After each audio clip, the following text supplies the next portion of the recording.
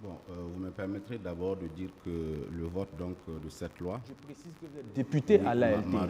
m'a réjoui à plus d'un titre. Si vous vous remémorez un peu, j'ai été donc victime, n'est-ce pas, du courroux du président de l'Assemblée législative de transition sous le magistère de Damiba, où déjà j'y étais en tant que député.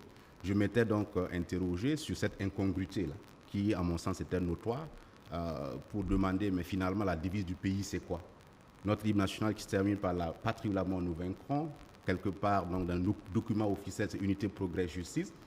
Même nos enfants à l'école étaient perdus à un moment donné. Alors, cette question que j'avais posée, qui était en réalité une question qui n'avait pas été très mal comprise, mais voilà aujourd'hui que ce régime-là me fait justice par rapport à ça. Donc, j'étais tout simplement satisfait parce qu'il y avait besoin effectivement de pouvoir donc harmoniser nos textes afin que cela soit clair dans la conscience populaire. Il faut aussi dire que c'est faire justice simplement parce que vous voyez ce régime-là, même si il n'est pas révolutionnaire, stricto sensu, c'est un régime progressiste. Et vous savez, une devise comme la patrie ou la mort, nous vaincrons, vient titiller et réveiller la fibre patriotique en nous, en tant que Burkinabés. Et c'est aussi pour rendre justice à feu Thomas Sankara. Si vous faites un peu l'historique de cette devise, en réalité, il faut repartir en 1997, où l'Assemblée des députés du peuple à l'époque avait effectivement introduit un changement de devise pour donc laisser tomber la patrie de la mort nous vaincrons et maintenant ramener unité, progrès, justice, en disant que c'était pour débarrasser notre arsenal juridique des scories de la Révolution. Donc déjà, à cette époque, il y avait cette velléité-là d'enterrer définitivement tout ce qui pouvait donc renvoyer à la Révolution.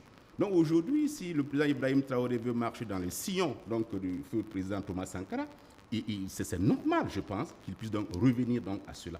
Et je pense que dans les discours officiels, c'est cette devise qui est usitée par tout le monde.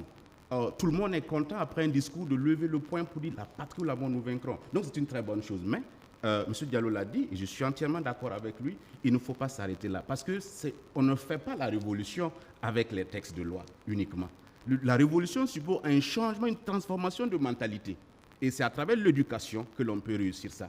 Donc nous avons encouragé en même temps le gouvernement à aller plus loin en développant donc des curricula au niveau donc, du ministère de l'Éducation et à tous les autres niveaux pour pouvoir effectivement que les charges patriotiques que véhicule donc cette devise-là puisse donc irradier la population afin que, au-delà donc du simple slogan, que nous puissions vivre ça au quotidien et en tout cas nous engager pleinement pour la patrie, même jusqu'au sacrifice.